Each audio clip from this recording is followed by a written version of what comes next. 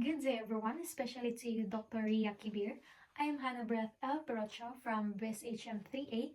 So in this video, I'm gonna discuss about the topic of Chapter 3, talks about the law on obligations and contracts.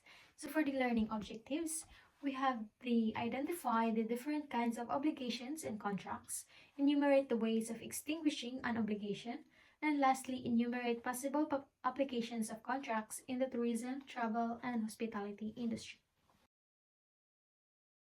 So we have the introduction. In the tourism, travel, and hospitality industry, a person wishing to engage in business must be aware of certain obligations. These obligations arise from contracts, which are agreements between parties that set out mutual expectations and responsibilities. As business operations progress, there might be situations where one party fails to fulfill their part of the agreement, leading to potential breaches. This emphasizes that the need to understand the fundamental principles of law concerning obligations and contracts. So let's go to the obligations.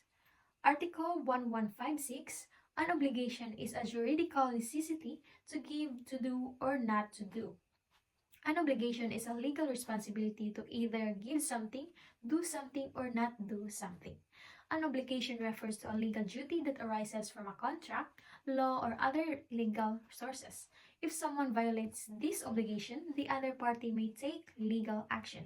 This means that if someone agrees to do something or provide something through a contract or law but doesn't follow through, the person has the right to take the matter to the court. So for the key elements of an obligation, for an obligation to exist, there must be four key elements. The first one is the active subject or the obligee or creditor, the party who has the right to demand the fulfillment of the obligation. This is the person or party who can ask the other party to do or give what was promised. The second one is the passive subject, the debtor. This is the party who is bound to perform the obligation.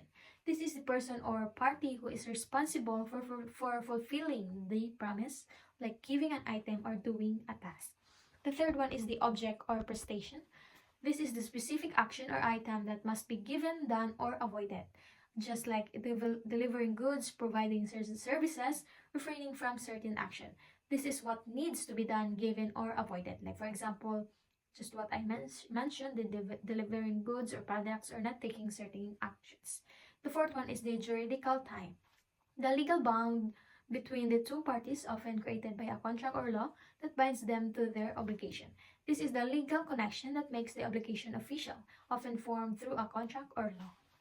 So understanding this prestation or obligation, that what is to be given, done, or avoided, is essential in identifying who is obligated to perform the task and how it should be fulfilled. So this means that it's really important to know exactly what is expected of each party in order so that it would be no confusion and there will be a conclusion. And for the types of obligations, we have the obligations to give a determinate thing. And this is to deliver the item promised, take proper care of the item with due diligence, ensure the delivery includes all necessary accessories and additions, and also pay damages if the obligation is breached. In this type of obligations is someone promises to give something specific and they must make sure it's in good condition and complete. So for the next one is the obligations to do. If the debtor fails to perform the action, it will be done at their expense. If the task is done improperly, the debtor will need to redo it at their cost. This means that if the person responsible doesn't do the task properly, they have to pay to have it done again. So for the sources of liability for damages, we have the first one is fraud. When there is intent to evade for fulfilling the obligation or cause harm. Fraud happens when someone intentionally avoids doing what they agreed to do or when they cause harm on purpose. The second one is negligence. This is failing to exercise proper care or diligence in performing an obligation, especially when it's a contractual or responsibility. The next one is delay or mora. The debtor is liable for delays in fulfilling the obligation if the creditor has demanded it, or if time is essential in the contract. Because delay happens when someone doesn't complete what they promised on time, and they can be held responsible for it. And the fourth one is the contravention of the terms. When the obligation is not performed according to the agreed terms, resulting in liability for damages. And this occurs when the promise made isn't kept in the way that it was originally agreed upon. So for the application of the law in real life, we have two cases. The case one is all about the Dr. Filipa Pablo versus Alitalia. The second case is talks about the Mr. Nicolas Cuenca versus Northwest Airlines. You can see it on our screen. So for the next article of obligation, the Article 1157. Obligations arise from first one, law, second, contracts, third, quasi-contracts, fourth, acts or omissions punishable by law, and fifth is the quasi-delicts. So for the discussion of this law, obligation can come from many sources, and knowing where they come from is important in understanding responsibilities in tourism and hospitality industry. Two major sources are law and contracts. So this obligation can also come from quasi-contracts, crimes, and quasi-delicts, all of which are part of the civil code. So the first one is the law, which means that laws can create obligations for people or organizations like safety laws in hotels or tourism regulations. The second one is contracts. A contract is an agreement between two or more parties where each promises to do something in exchange for something else. And the third one is the quasi-delicts or culpa achilleana. These are wrongful acts or failures that cause harm even without a contract between the parties. And the fourth one, the last one, the acts of omissions punishable by law. These are the actions that break the law, causing legal consequences. So there will also be the last one, the quasi-contracts. These are the obligations that happen when one party benefits from another without a formal agreement. The first one is example one is the solutio indebiti, payment made by mistake. And the second one is a negotiorum gestio, managing someone else's business without their consent. So for the application of this law, we have also the example case shown at the screen that talks about the case of Annabelle, and also you can see at the screen about the legal opinion of the case. So for the classifications of obligations, we have the first one, the primary classification of obligation under the Civil Code. The pure and conditional obligations, Article 1179 to 1192. Obligations with a period, Articles 1193 to 1198. Alternative and facultative obligations, Article 1199 to 1205. Joint and solidarity obligations, Articles 1207 to 1222. Divisible and indivisible obligations, Article 1223 to 1225. And obligations with a penal clause, Articles 1226 to 1230.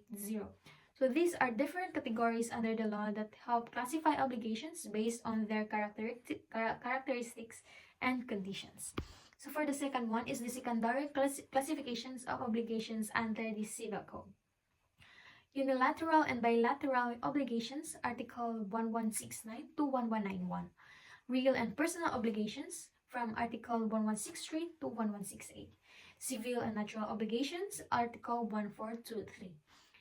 Legal, conventional, and penal obligations, Article 1157, 1159, and 1161. These are other ways to classify obligations based on whether they involve one or two parties, their nature, or whether they are based on laws, agreements, or penalties. So for the discussion of these laws, the first one is the pure and conditional obligations. Pure obligation means that not subject to any condition and immediately demandable. This means that the person must do what they promised right away without any conditions. And the second one is the conditional obligations. This is the dependent on the fulfillment of a condition. This means that the promise will only be fulfilled if a certain condition happens first. The second one is the obligations with a period. These obligations are fulfilled based on the expiration of a specific period. Like the person must fulfill the obligation only by a certain time or date. So for the joint and solidary obligations, we also have the joint obligations and also the solidary obligations. These joint obligations is the two or more parties share an obligation but are not responsible for the entire amount. Like each person involved has their share in the obligation and they don't have to cover for each other. And the second one, the solidary obligations, which each party is fully responsible for the entire obligation. Next one is the obligation with a penal clause. These include an additional penalty to ensure the performance of the primary obligation, typically used to avoid proving damages in case of breach. These are the obligations that come with a penalty if they are not fulfilled as agreed upon. So for the application of these laws, we have these two cases. The case one talks about the Danny Ramos versus CM Wine Company, and the second case is the liquidated damages in a contract. Both cases also have the legal opinion about the case. The next one is the modes of extinguishing obligations, and this is the Article 1231. Obligations are extinguished first by payment or performance, two by the loss of the thing due, third by the condonation or remission of the debt, four by the confusion or merger of the rights of the creditor and debtor, five by compensation, and six by novation. This is the law explaining the ways obligations can end, like by payment, loss of subject, or through changes in the agreement. Other causes of extinguishment are governed elsewhere in the civil code, such as annulment, rescission, fulfillment, or of a resolutory condition and prescription. So for the discussion of law, we have the death, fortuitous events, payment in foreign currency, payment via check or credit card. So let's go to the topic of contracts. And the first law is the Article 1305. A contract is a meeting of minds between two parties. One party commits to give something or render a service to the other. So a contract is made when both parties agree on the terms of giving or doing something for each other. So for the essential elements of a contract, the first one is the consent, second is the object certain, and the third is cause. The first one is that consent, that both parties must agree on the contract's objects, and cause the offer and cause. The offer must be clear and the acceptance must be absolute. Second one is the object certain. The subject matter of the contract must be clear, like the thing or service being agreed upon must be clearly identified. Third one is cause, the reason or purpose of the obligation in the contract, like there should be a clear reason for why the contract is made. And for the characteristics of a contract, we have the first one, mutuality of contract. Both parties must be involved in the contract. Second one is autonomy of a contract. Parties can agree on terms as long as they are not illegal. Third is relativity of contract. Contracts are binding only on the parties involved. Fourth is the consensuality of contract. This is the most contracts are formed by mutual consent. And lastly, number 5, obligatory force of contract. A contract acts like a law. This contract acts like a law between the parties, and failure to meet the obligations can lead to legal consequences. And these are the important features of contracts, showing that they are the agreements that must be followed and are based on mutual consent. So for the classifications of contracts, first we have the by relation to other contracts. And inside of it is the preparatory contracts, principal contracts, accessory contracts. And preparatory contract these are the agreements that set the stage for another contract. And so for the principal contracts, these are the independent contracts that can stand alone.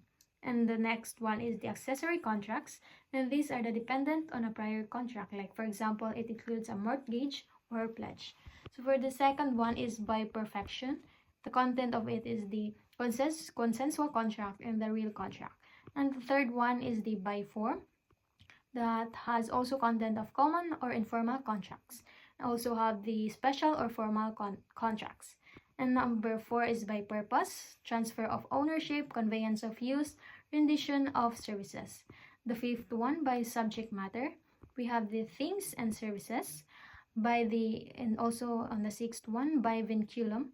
We have the bilateral contracts and unbilateral contracts. And number 7 is by cause, onerous contracts. Also we have the gratuitous contracts. And number 8 is by risk. And we have the commutative contracts, aleatory contracts. And lastly, by name, nominate contracts and the innominate contracts. So that's all for the classification of contracts. So let's go for the conclusion, that we can conclude that the law on obligations and contracts plays a vital role in the tourism and hospitality industry, ensuring fair and legal agreements between businesses, guests, suppliers, and employees. It governs hotel bookings, travel packages, event contracts, and service agreements, protecting both service providers and customers from breaches and misunderstandings. Principles like mutual consent, obligatory force, and good faith help maintain trust and accountability, ensuring quality service and guest satisfaction. Cases like McLaughlin and Tropicana Hotel highlight the legal responsibility of hospitality businesses to uphold their contractual obligations, reinforcing the importance of ethical and lawful operations in the industry. And that would be all for the topic of the chapter 3 that talks the titled Law on Obligation and Contracts. And again, I am Hanna Perocho from BSHM 3A. Thank you for listening and goodbye.